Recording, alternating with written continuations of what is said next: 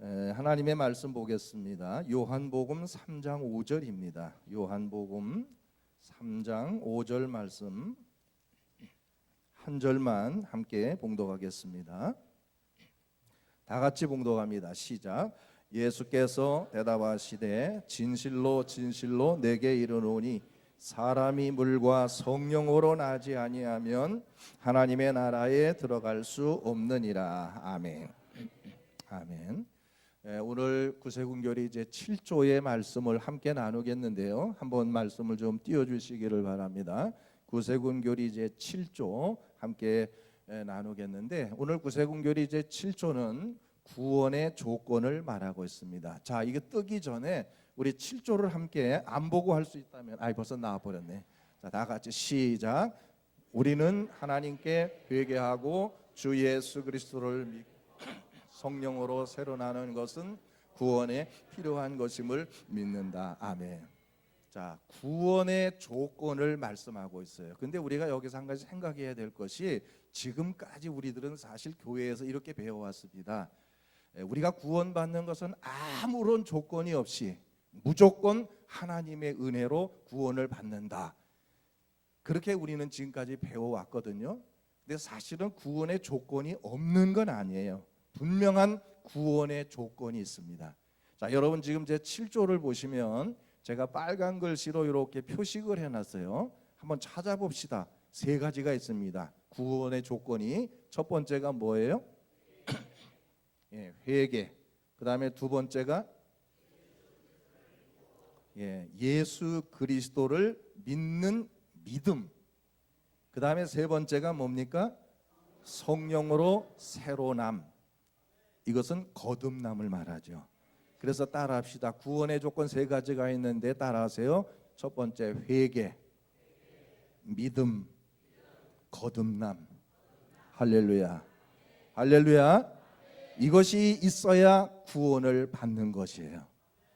지금까지 우리는 그냥 아무 조건 없이 그냥 막 믿으면 된다라고만 배워. 물론 믿으면 돼요.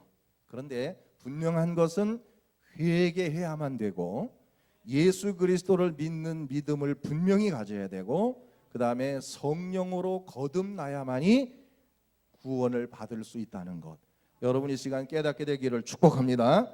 그래서 요한복음 3장 5절 함께 읽습니다. 시작.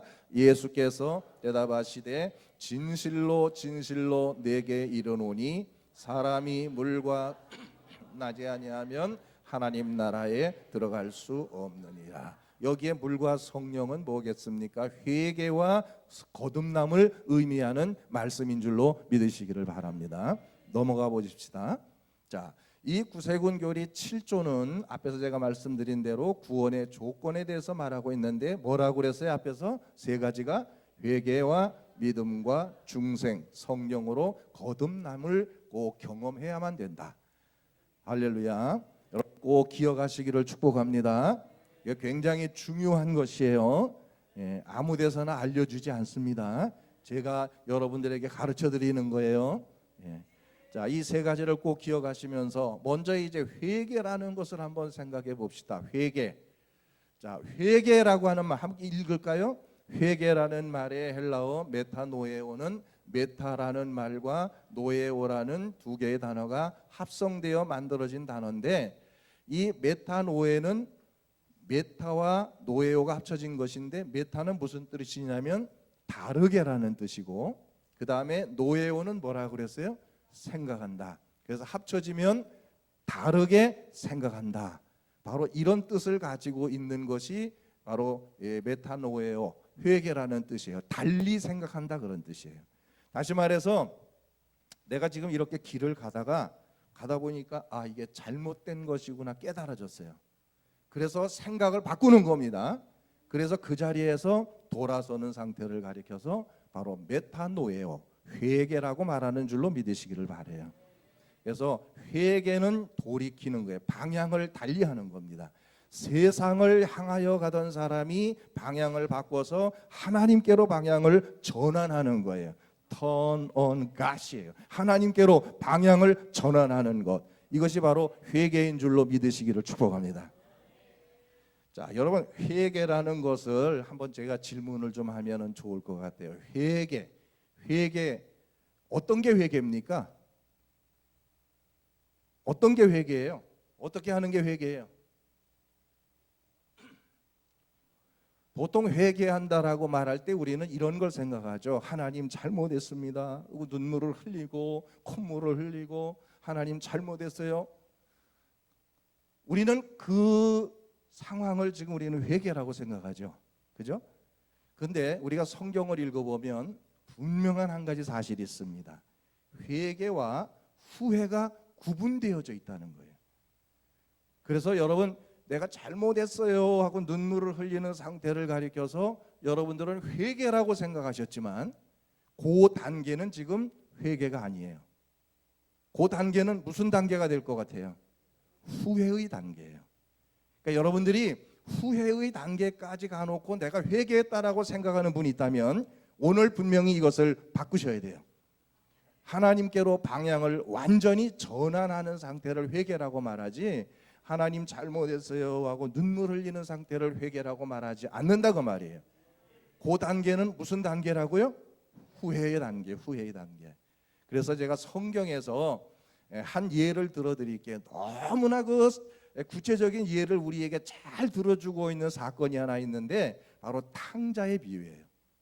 자, 한 집안의 둘째 아들이 아버지에게 가갖고 미리 자기 몫을 달라고 그래가지고 외국에 나가서 허랑방탕하게 다 써버리고 나중에 배고프니까 돼지가 먹는 쥐엄 열매라도 먹어보려고 했지만 그것조차도 여의치 못했다고 그랬잖아요. 여러분 돼지가 먹는 쥐엄 열매라고 표현했지만 여러분 쥐엄 열매 한번 보셨나요? 실제로? 여기 쥐엄 열매 보신 분 한번 손 들어보세요. 안 계신가요?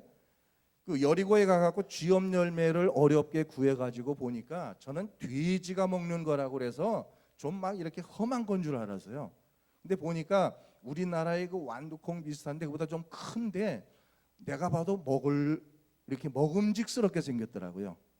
그러니까 아마 이 둘째가 배가 고프니까 그거라도 먹고 싶은 유혹이 있었겠죠. 그런데 그것조차도 먹을 수 없는 상황이 됐을 때 이 둘째가 고백하는 내용이 있습니다. 뭐라고 고백했어요? 나의 아버지 집에는 먹을 것이 풍족한데 나는 여기서 굶주려 죽게 되었구나. 자, 그 상황을 여러분 자 머릿속에 떠올리시면서 그 상황 속에서 지금 둘째가 눈물을 흘렸을까요? 아니었을까요? 지금 우리 아버지 집에는 먹을 게 많고 모든 게 부족함이 없는데 괜히 내가 아버지 말을 거역하고 아버지의 뜻을 따르지 않고 여기 와가지고 이렇게 돼서 지금 내가 이렇게 배고파 죽게 됐다. 지금 잘못을 막 깨닫고 있어요. 그렇죠? 그 상황에서 둘째가 눈물을 흘렸겠어요? 안 흘렸겠어요? 흘려도 많이 흘렸겠죠? 지금 자기의 잘못을 깨달았어요? 못 깨달았어요? 깨달았죠? 그러나 그 단계가 지금 회개의 단계일까요? 후회의 단계일까요? 만약에 제가 앞에서 이런 설명 없었으면 여러분은 그걸 가리켜서 회개라고 했어요. 틀림없이. 그렇죠? 제가 앞에서 설명을 드렸기 때문에 지금 아주 여러분 자신 있게 후회 이렇게 이야기하시는 거예요.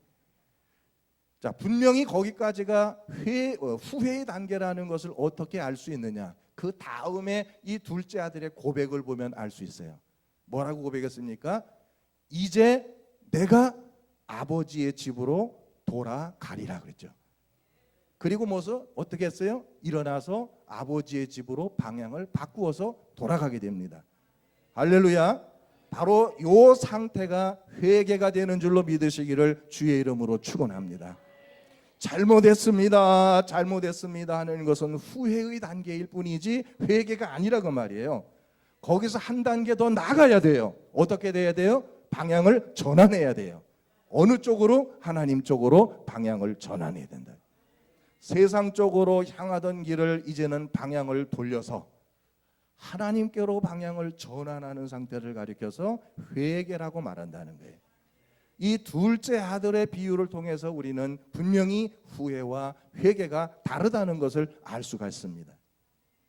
근데 이 집안의 둘째가 문제인 것처럼 어느 집안이든지 둘째들이 조금 좀 그런 부분이 있어요. 여기 둘째 집안에서 형제 중에 둘째 한번 손 들어보세요. 둘째.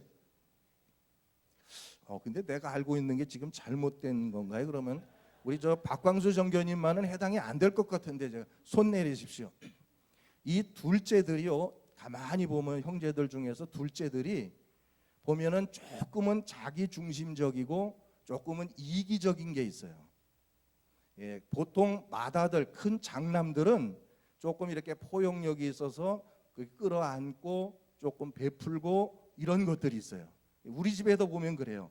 큰 형님보다는 둘째 형님이 생활의 여유가 좀 더 사실은 낫거든요. 그래도 보면은 큰 형님은 동생들에게 뭔가를 베풀고 나누려고 하는 이런 부분이 있는데 둘째 형님은 자기 중심이 굉장히 강해요. 근데 우리 집안만 그런가 하고 보니까 처갓집도 똑같아요. 처갓집도 오남매고 우리도 오남매인데 거기도 보면 맞이는 동생들 뭐 이렇게 하려고 하는데 둘째는 또 좀 자기 이렇게 중심적인 게 있어요. 근데 그게 그렇게 우연이 된 게 아니라고 그래요. 생태적으로 그럴 수밖에 없답니다. 그 저 유명한 그 한신대 교수 정태기 박사님이 그런 말씀했어요. 둘째가 그럴 수밖에 없는 이유는 뭐냐? 첫째는 딱 태어나면은 모든 사람들이 다 사랑을 해주는 거예요. 모든 사람들 다 사랑을 받아. 그러니까 모든 사람들이 사랑을 받아. 근데 둘째가 딱 태어나 보니까 자기 앞에 걸리적거리는 게 하나가 있어요. 요 앞에 있는 것 때문에 내가 받아야 될 사랑을 다 못 받는 것 같은 그런 생각이 들어. 그러면서 생존적인 본능 의식이 생긴다는 거예요. 내가 요 앞에 것을 경계하지 않으면 내가 살아갈 수 없다라는 이런 생각을 가지게 된다는 거예요. 그래서 태어나면서부터 둘째는 자기 방어적이고 중심적이고 이렇게 태어난대요. 상당히 일리가 있죠.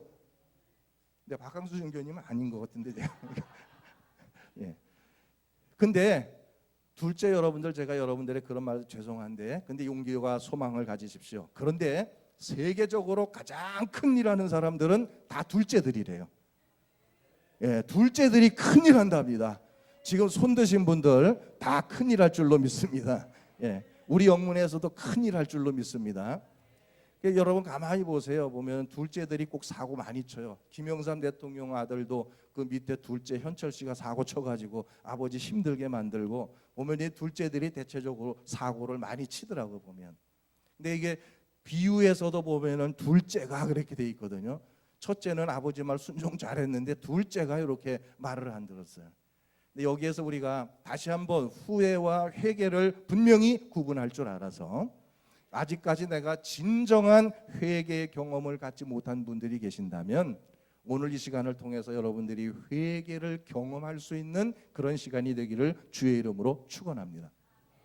그래서 회개는 한번 따라합시다. 회개는 세 가지의 꼭 기본적인 게 있는데 첫 번째 따라합시다. 반드시 갚아야 된다.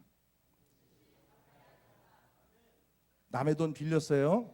남의 돈 빌렸는데 못 갚았어. 하나님 잘못했습니다. 내가 남의 돈 빌려가지고 안 갚았습니다. 하나님 잘못했어요. 눈물 흘리고 잘못했다고 했어요. 이거 회개가 아니라 그 말이에요. 회개는 어떻게 해야 되겠어요? 빌린 돈을 갚는 것이 회개인 줄로 믿으시기를 바라요. 아멘. 꼭 기억하세요. 하나님 잘못했어요 하고 있어 남의 돈 띄어먹는 것은 그건 회개가 아니라 그 말이에요. 반드시 갚아야 돼요. 성경적인 거예요. 삭개오가 예수님을 만난 다음에 회개할 때 어떻게 고백했습니까? 내가 남의 것을 토색한 것이 있거든 몇 배로 갚겠다고요? 몇 배로요? 4배로 갚겠다고 했죠. 예, 반드시 갚는 것이 회개인 줄로 믿으시기를 바라요. 제가 첫 임지에 가서 이 비슷한 이런 내용의 설교를 했습니다. 회개라는 걸 갚아야 된다 그랬더니 그날 저녁 예배 때 그 동산이라는 곳은 이제 면소재지니까 이제 저녁에 예배를 드렸는데 저녁 예배 때 정교님께서 저에게 간증할 시간을 좀 달라고 그러시더라고요. 그래서 그 시간을 드렸어요.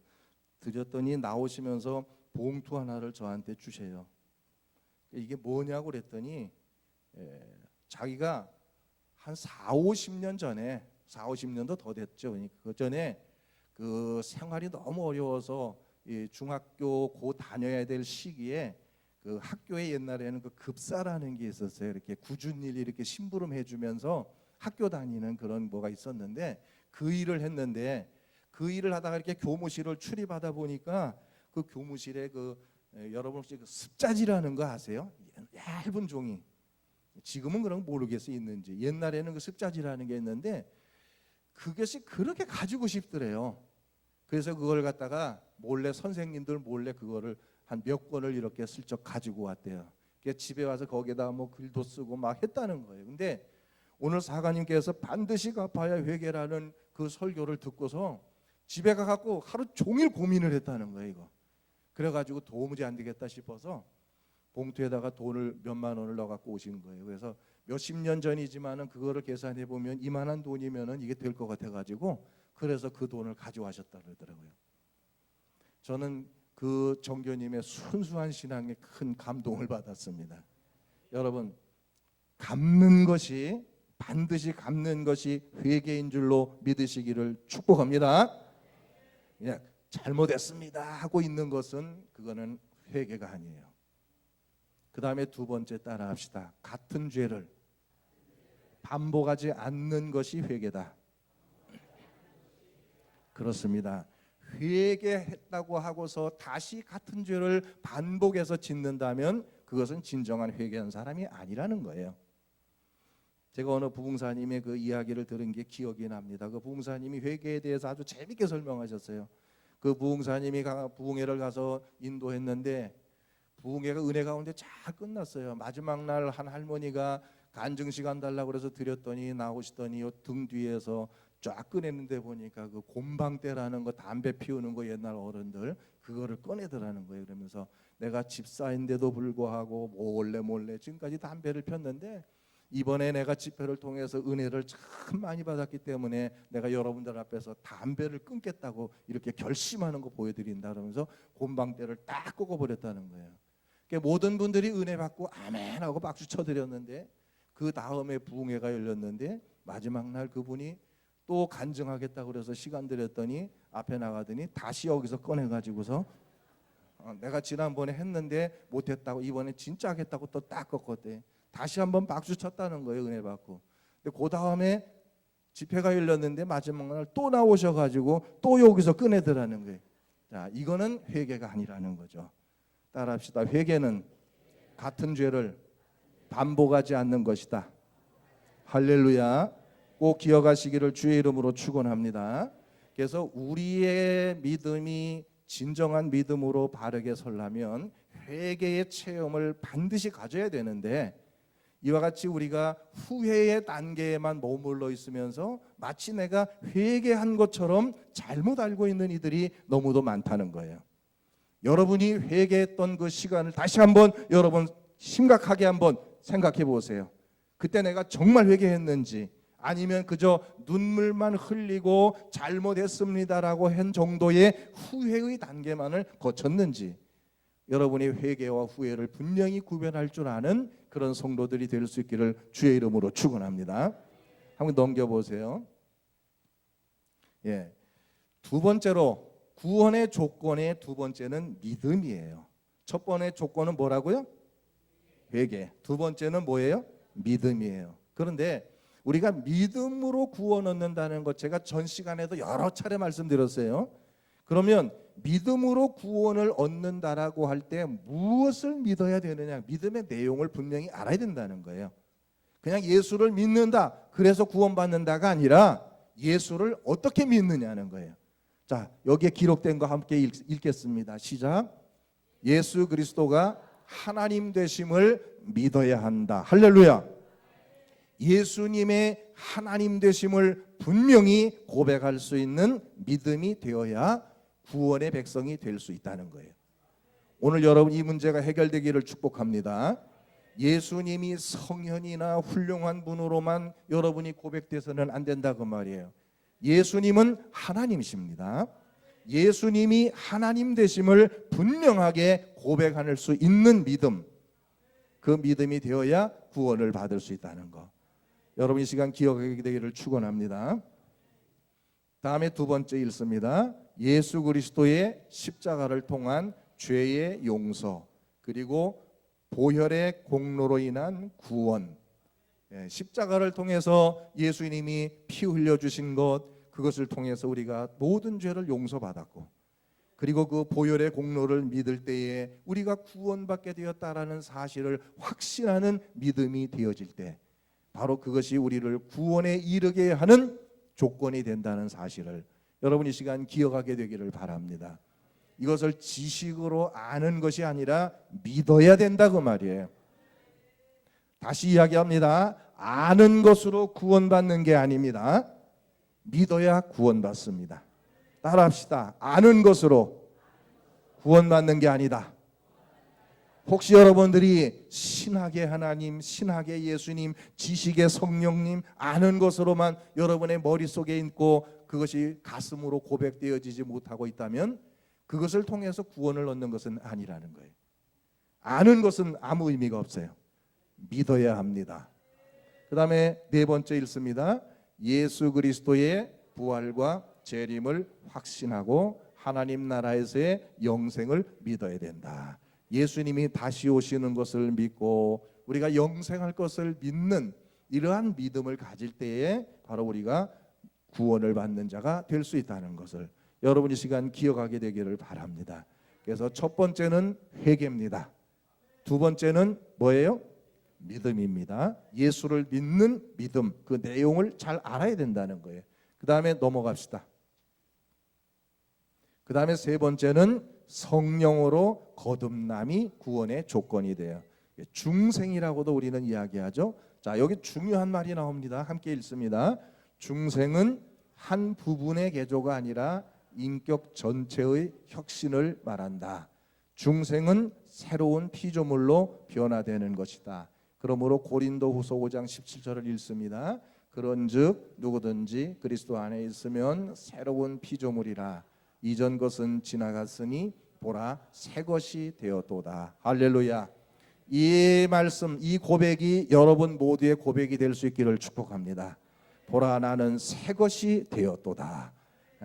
그리스도 안에서 이제 우리는 새 것이 된 새로운 피조물로 거듭나진 사람들이라는 거죠. 그렇다면 구체적으로 이렇게 중생한다라는 말, 거듭난다라는 말이 뭐냐? 바로 그것은 삶의 내용이 달라졌다라는 뜻이에요. 그래서 좌절하고 힘들어하던 그런 사람들이 이제 막 소망을 가지게 되는 거죠. 불평하던 사람들이 이제는 뭐예요? 기쁨을 나누게 되고, 교만했던 사람들이 겸손해지고, 욕심 속에 살던 사람들이 나눔과 베품의 삶으로 변화되어지는 것. 더욱이 중요한 것은 지금까지 내 중심으로 인간 중심의 삶을 살았던 사람이 이제는 하나님 중심의 삶으로 바뀌어지는 것을 거듭남이라고, 중생이라고 말하는 줄로 믿으시기를 바랍니다. 그래서 이러한 세 가지의 조건을 우리가 가지게 될 때에 우리는 영원한 하나님 나라의 구원의 백성이 될 수 있는, 구원을 받는 자녀가 되는 것을 믿으시기를 주의 이름으로 축원합니다. 자, 정리해 봅니다. 세 가지라고 그랬으니까 다른 거 앞에서 많은 이야기했지만 다 잊어버려도 이 세 가지는 잊어버리면 안 되겠죠. 구원을 받는 세 가지의 조건. 첫 번째 뭐예요? 회개해야 된다. 두 번째 뭐예요? 믿어야 한다. 뭘 믿어요? 예수 그리스도의 하나님 되심을 믿고 십자가를 통한 구원을 믿고, 그리고 모든 재림과 또 우리의 부활과 모든 것들을 믿어야 된다. 그리고 세 번째가 뭐예요? 거듭나는 것이 우리에게 꼭 있어야만 된다는 것을 여러분 기억하게 되기를 바랍니다. 특별히 제가 오늘 이 자리에서 강조하고 싶은 것은 이 오후 시간을 통해서 진정한 회개의 경험과 체험을 가져보지 못한 분들이 있다면 오늘 이 시간에 우리가 함께 찬양하고 뜨겁게 통성으로 기도할 때 하나님 내게 진정한 회개의 체험을 하도록 도와주옵소서. 회개의 영을 내게 부어주시옵소서. 한번 기도하는 여러분들이 되시기를 축복합니다. 하나님께서 도와주실 줄로 믿습니다. 이제 우리가 함께 기도하면서 함께 찬양하고 그 다음에 기도하도록 그렇게 하겠습니다.